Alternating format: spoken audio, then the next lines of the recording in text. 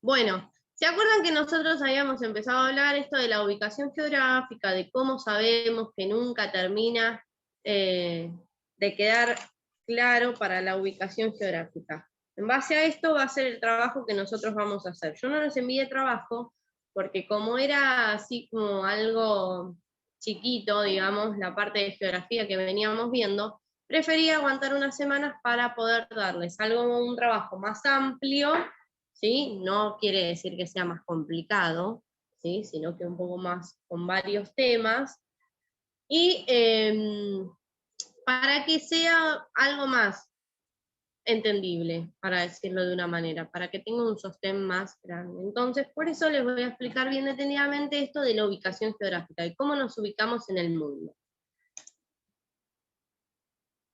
Para ubicarnos en el mundo tenemos que saber que el mundo está dividido, ¿sí? Tenemos coordenadas geográficas o líneas imaginarias, ven estas líneas que están marcaditas acá, que yo voy señalando, tanto verticales como horizontales, son coordenadas geográficas, ¿sí? Esas coordenadas geográficas van a hacer que en cualquier parte yo me pueda ubicar, ¿sí?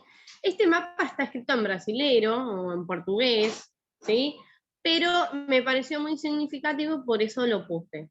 Tenemos marcadas bien en azul dos líneas importantes que son las que nos van a dividir el mundo en 4 cuadrantes, ¿sí? Y después tenemos las diferentes coordenadas que van a ser y servirnos de ubicación en cualquier punto que nosotros nos queramos situar.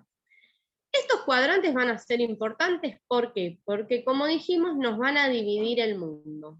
Vamos a tener hemisferio norte, si tomamos la línea del Ecuador, que es a los 0 grados, vamos a tener hemisferio norte y vamos a tener hemisferio sur, si tomamos la línea del Ecuador hacia abajo, ¿sí? Y a su vez, ese cuadrante va a quedar dividido también en dos, ¿sí? Porque tomando el meridiano de Greenwich nos va a dividir en hemisferio occidental y en hemisferio oriental. Si yo quisiera saber, si yo me voy de viaje y me quedo parada acá, ¿se ve el cursor? Sí. Si me quedo parada acá en Asia, en alguna parte de Asia, yo pongo, por ejemplo, una aplicación que todos manejamos, el GPS del celular, por ejemplo, yo me paro acá y por una red de cuadrantes o de esta malla geográfica, el GPS me va a tirar la ubicación de donde estoy. Nosotros cuando vamos a un lugar o cuando no sabemos dónde está, si queremos ir, por ejemplo, desde Morón a, no sé, a Moreno, y no sabemos cómo llegar. Le preguntamos, digamos, al aparatito, al GPS, cómo llegar. Ahora, ese GPS va a tener en cuenta esta malla, ¿sí? Solamente que la va a achicar a Argentina, a Buenos Aires, al partido de Morón, al partido de Moreno, pero se va a basar siempre por esta malla de cuadrantes para tirarnos la ubicación, ¿sí? Por eso es importante que nosotros sepamos esto, porque con esto nos podemos ubicar en cualquier parte del mundo. Ahora, tenemos varios continentes, ¿sí? Porque ha pasado muchas veces que no se sabe la ubicación, no se sabe dónde estamos parados, dónde se divide, cómo se divide. ¿Cómo? ¿Quién me preguntó? No llegué a leer algo del GPS si no tengo Wi-Fi. Agustín, claro, pregunta qué pasa con el GPS y el Wi-Fi si no tiene cómo se puede ubicar. Yo les doy el ejemplo del GPS para que ustedes relacionen con algo más actual. Antiguamente, hace un par de años largos atrás, Rocío no me va a dejar mentir, lo que existía era un librito en donde tenías el trazado de todas las calles de Buenos Aires, no me sale el nombre bien ahora, La guía no sé T. si vos... La guía T. Sí, Bien, sí. que tenía Famosísimo el librito. todas las calles, las localidades, los subtes, las líneas de trenes, por donde pasaban. Bueno, antiguamente, si vos querías ir de Morón a Moreno, que es el mismo ejemplo que yo di antes, te marcabas, buscabas desde dónde salías hasta dónde ibas siguiendo los mapitas y te ibas trazando vos mismos la línea de cómo llegar. Hay un montón de opciones, pero te quiero decir, siempre con un mapa en donde tenga un mapa, pero de calles sí, era todo un mapa de calles. Se llama Guía T, ese era el libro.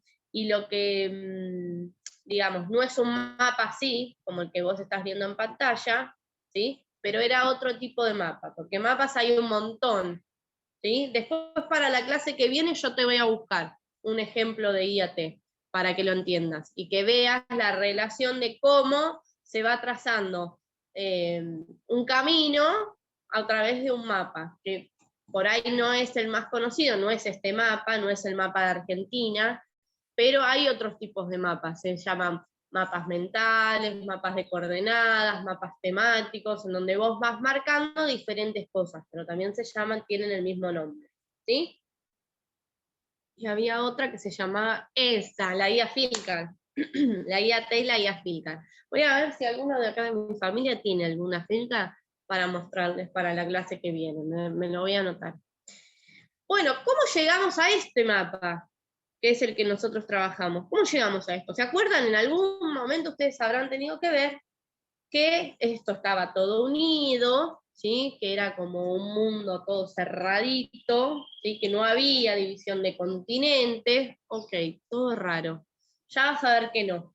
Nada más que con el uso de la tecnología se fue avanzando, ¿sí? Se fueron dejando de lado ciertas cosas, pero por ejemplo, Rocío, yo, cuando éramos chicas, cuando mi familia, por ejemplo, tenía que ir a algún lado, agarrábamos esa guía y íbamos investigando cómo llegar, cuál era la ruta mejor, cuánto íbamos a tardar, se calculaba. Ahora tenés o el GPS del celular, o tenés diferentes programas que vos googleás y decís, por ejemplo, ruta cero, quiero ir a la costa, entonces te dice cuántos kilómetros tenés, cuál es la ruta, cuántos peajes, cuántas estaciones de servicio, cuánto, no sé, tráfico hay. Hoy en día la actualización que vamos sufriendo, digamos, por la nueva era de la tecnología, que cada vez es más avanzada, hace que ciertas cosas cambien o ciertas cosas se vayan perdiendo, ¿sí? Como por ejemplo, otro ejemplo que te doy de actualización y que se va perdiendo, la época del papel. Antes se estudiaba en papel, todo formato papel, tenías que ir a imprimir, tenías libro. Ahora no, ahora le mandamos videos, le mandamos enlaces, les mandamos canciones, le mandamos PowerPoint. Antes no era así. Entonces la tecnología lo que hace es ir avanzando e ir sufriendo estos cambios y vamos dejando de lado otras cosas que también se utilizaban antes, ¿sí? Prometo, creo que alguno de mi familia debe tener esa guía Filcar, te la voy a mostrar para la semana que viene para que veas que no te miento y de que sí había forma de llegar a algún lugar, costaba un poco más, pero llegabas a buen puerto. Bueno, les decía, este mapa que nosotros vemos así, en algún momento estuvo todo unido y no había división de continentes, ¿sí? ¿Cómo llegamos a esto? Y bueno, a través de la deriva continental, que no sé si alguna vez lo nombraron, según la tectónica de placas, no sé si alguna vez se las nombraron. En la antigüedad, cuando supuestamente el mundo se creó, todo esto estaba unido, todos estos continentes estaban unidos, ¿sí? A través de la tectónica de placas, la teoría de la deriva continental que plantea Wegener, lo que hace es que esa masa continental entera se fraccione, ¿sí? Se rompa y empiece a moverse, ¿sí? Y llegamos a lo que nosotros conocemos y vemos en este mapa, ¿sí? Los continentes. Tenemos varios continentes. ¿Por qué puse el mapa este? Para que sepan y vean gráficamente cuáles son los continentes. La Antártida es un continente, ¿sí? Europa está dividido de Asia, no hay una barrera divisoria que digan de acá para acá es como por ejemplo América del Sur, América del Norte, América Central, Oceanía, África, que está como separada. Esto era todo un bloque y está dividido solamente, ¿sí? Por un relieve. Un relieve es lo que divide Europa de Asia. Si nosotros pasáramos ese relieve, ¿sí? Estaríamos de un lado o del otro del continente. Bueno, acá les puse, ¿ven? Lo de la deriva continental, cómo llegamos a esto, y en la actualidad, aunque no lo presientan, el mundo se sigue moviendo, ¿sí? Por la fuerza del interior de la Tierra. Ahora, si nosotros acá tuviésemos que trazar esa malla, ¿qué está de oriente, del lado oriental y qué está del occidente? Acá les traje este mapita, que no está delimitado los continentes. Ven que acá tenemos este... Ay, ¿por qué no? ¿Ven que tienen esta línea acá? Bueno, estos son los montes Urales, lo que divide Europa de Asia. ¿Sí? Fíjense que el mapa acá quedó dividido por el meridiano de Greenwich, ¿sí? Y tenemos la parte oriental, es la que está pintada de gris el mapa, la parte occidental la que está pintada de rosa. Fíjense, ¿por qué les marqué esto? Teniendo en cuenta lo que va a explicar Rocío hoy. Porque parte de Europa, siendo una mínima parte de Europa, va a quedar del lado occidental, no del lado oriental. Ahora vamos a ver qué es lo que queda del lado occidental. Acá les traje este mapa divino, ¿sí? En donde te dice que toda esta parte de la península, de Reino Unido, de España, Portugal, todas estas cosas importantes que nosotros vamos a ver hoy con la parte de historia, va a quedar del lado occidental. Después, Polonia, República Checa, la parte de Rusia que nosotros veíamos antes de la división, va a quedar de la parte oriental, ¿sí?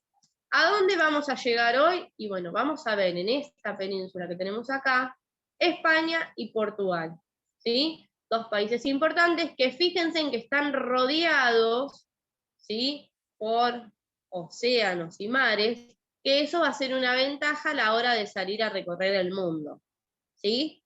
Eso tiene una gran ventaja. Los dos países tienen salida al Atlántico y salida al mar Mediterráneo. O sea, se pueden comunicar con lo que después van a conocer como América y van a hacer los intercambios con el Oriente.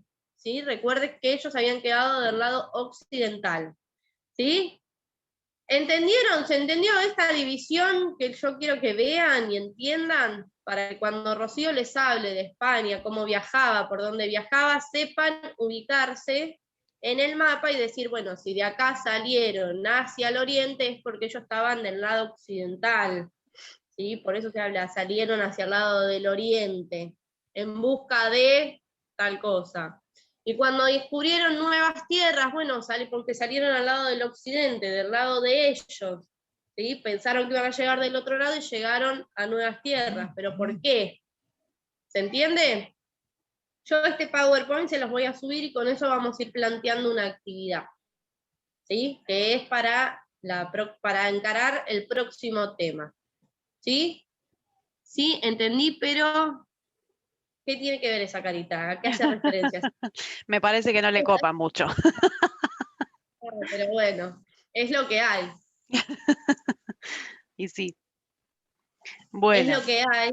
Y aparte piensen que nosotras al trabajar juntas se lo estamos recontra simplificando. Si trabajáramos de a una, sería saben mucho todo más lo que... extenso. Sí, es verdad. Bueno, Bueno, no sé si se decime. acuerdan, pero nosotros habíamos empezado a ver qué pasaba en Europa entre los siglos XV y XVI, ¿sí? Y dijimos que, bueno, que hasta el siglo XIV Europa había vivido la etapa feudal, la etapa del medioevo, pero que a partir de la crisis del siglo XIV, Europa se empieza a reconfigurar. Y en esta reconfiguración se empieza a centralizar el poder en la monarquía, ¿sí? En el régimen feudal el rey estaba a la cabeza, pero era una figura más bien simbólica, no tan real, es decir, no tenía tanto el poder como sí los nobles que eran poderosos. Entonces, a partir de guerras, a partir de tratados y de distintas conquistas, los reyes europeos se fortalecieron en el siglo XV y XVI, ¿sí?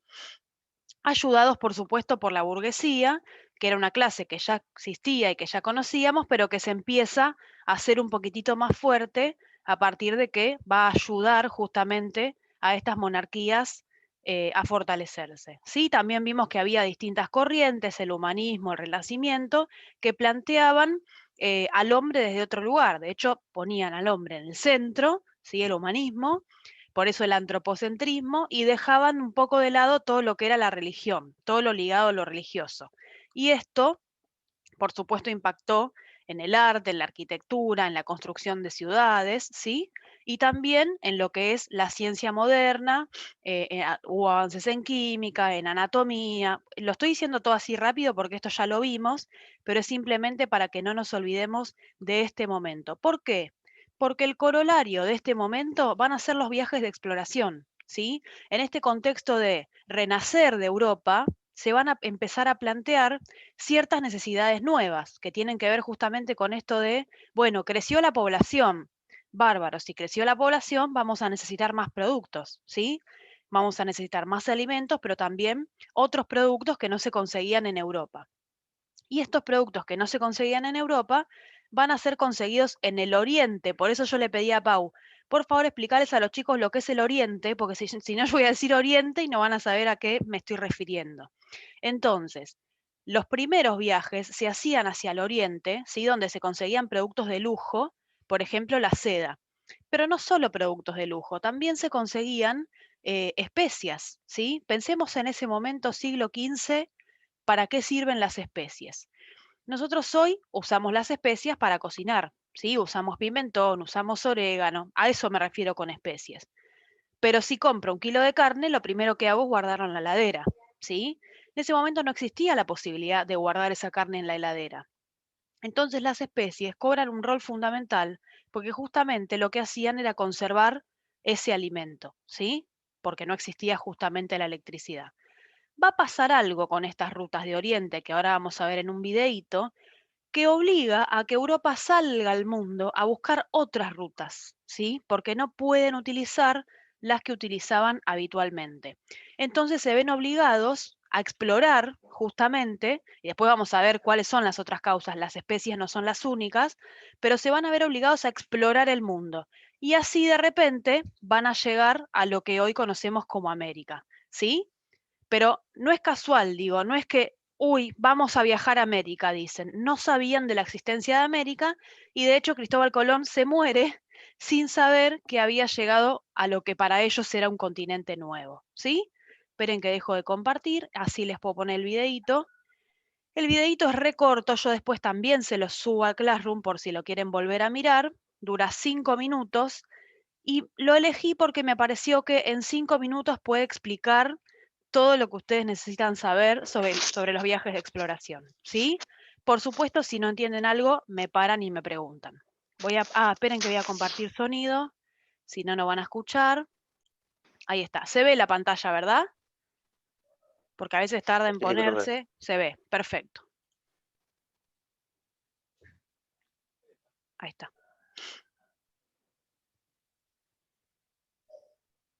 El planeta Tierra, tan bello y vasto, con sus mares y sus 6 hermosos continentes. ¡Ah! ¡Roso! ¡América! ¿Dónde fue? ¿Dónde está?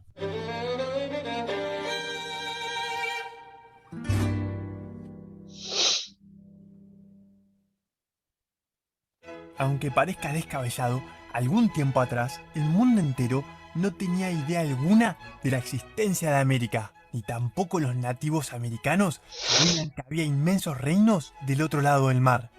Para saber cómo fue el primer encuentro entre estos dos mundos, tenemos que irnos hasta el 3 de agosto de 1492.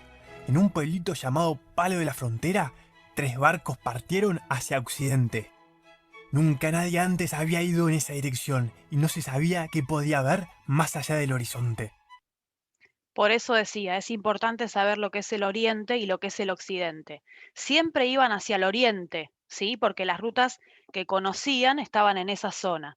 Pero en este momento necesitaron ir por otro lado. Entonces dijeron, bueno, vamos a ir por Occidente sin conocer que estaba América en el medio de su viaje, pensando que rodeando el mundo iban a llegar a Oriente, aunque la ruta les iba a tomar mucho más tiempo, ¿no es cierto? En vez de hacerlo directamente. Pero dijeron, bueno, rodeamos el mundo, llegamos a Oriente, bárbaro. Resulta que se encontraron con que había un continente que ellos no sabían que estaba ahí. Luego de algunas semanas de viaje, cuando las provisiones empezaron a escasear y la tripulación estaba al borde del colapso, uno de los marineros gritó a los 4 vientos: ¡Tierra a la vista! habían llegado al continente americano. Bueno, en realidad a una islita muy cerquita del continente. Pero, ¿cómo fue que empezó este viaje transoceánico? Primero de todo, debemos entender la importancia del comercio que existía ya hace mucho tiempo entre los países europeos y Asia. Gracias a este vínculo comercial, los europeos podían conseguir productos que de otra forma les era imposible, como la seda y porcelana de China o las especies de Persia y la India. Estas especies tenían mucho valor, ya que permitían tapar los horribles sabores de la comida podrida, y en esa época todo se echaba a perder mucho más rápido porque no había heladeras. Además servían para conservar la carne por más tiempo y hacer agradables perfumes que ayudaban a disimular la mala higiene de aquella época. Existían dos rutas muy importantes que conectaban a ambos continentes, la ruta de la seda y la ruta de las especies. La primera atravesaba grandes distancias por tierra. Estos eran viajes costosos por lo largo que eran, además de ser muy inseguros. La segunda de las rutas, la ruta de las especies, era marítima y conectaba a varios mares como también las costas del Océano Índico. En el siglo XV los países... Bueno, acá está. Si todo iba bien y tenían rutas conocidas por donde siempre transitaban, ¿qué pasó para que necesiten nuevas, no?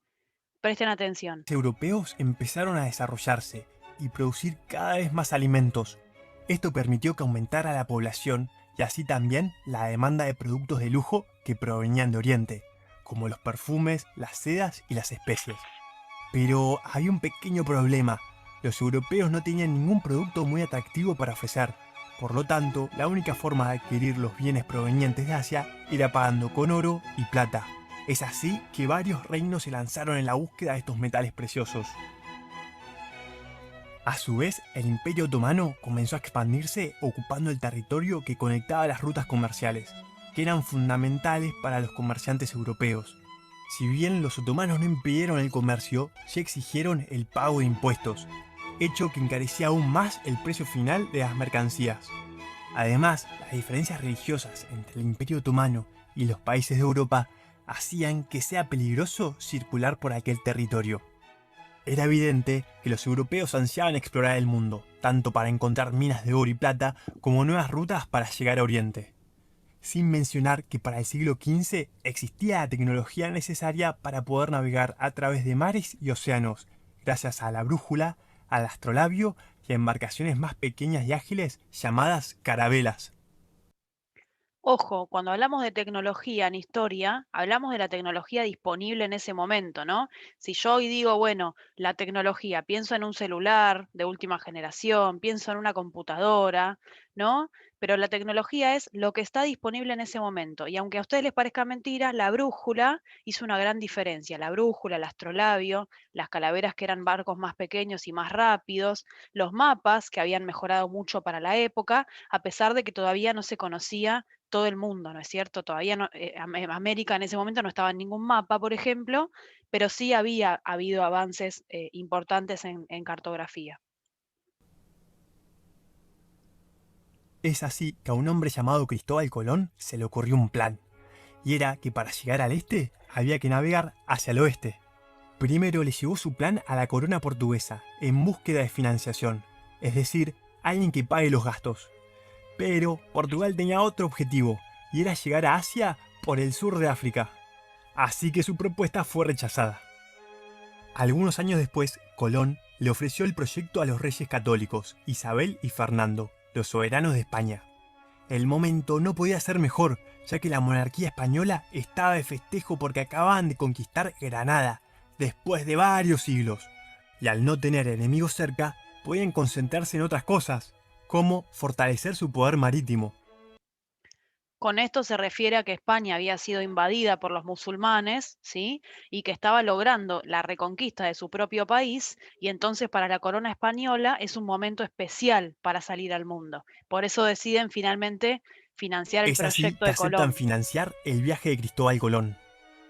Y el 3 de agosto de 1492 salen desde el sur de España, La Niña, La Pinta y la Santa María, con cerca de 90 tripulantes para dar la vuelta al mundo y llegar a Asia por el otro lado.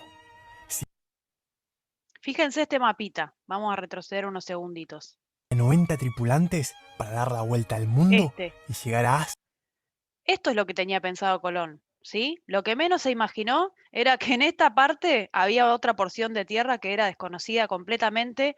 Ojo, y acá me voy a remitir a lo que decía Agus, que los indios siempre los muestran como tarados y a los europeos como que son mejores. Está muy bien lo que dice Agus. Entonces, no es que el territorio americano era desconocido para ellos, ¿sí? Para esta parte del mundo.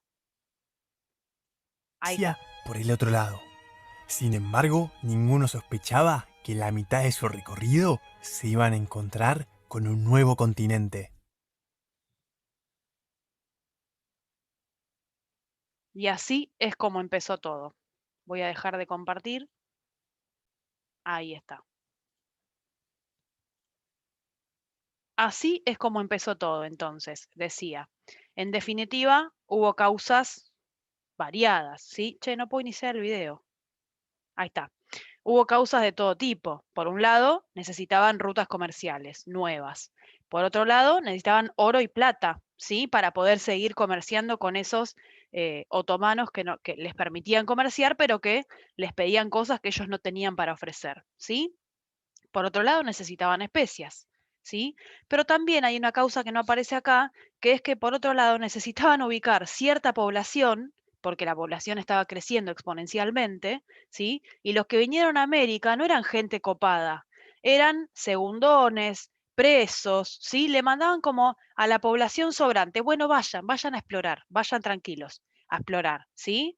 Entonces, y eso fue posible también gracias a los avances tecnológicos del momento, a la brújula, al astrolabio, a la carabela, ¿sí? Y al avance en mapas. Yo hoy les voy a mandar la actividad y en uno de los puntos lo que van a tener que hacer justamente es dibujar uno de esos avances, porque me gusta que elijan y puedan dibujar uno de esos para que sea también un poquito más entretenido y no sea solo leer y contestar preguntas, la actividad, ¿sí? ¿Se entendió? Sí, profe. Y también les voy a poner el videito por si lo quieren volver a ver, o bueno, para quienes no estuvieron en el Zoom, también lo pueden ver. ¿Está? Sí, profe.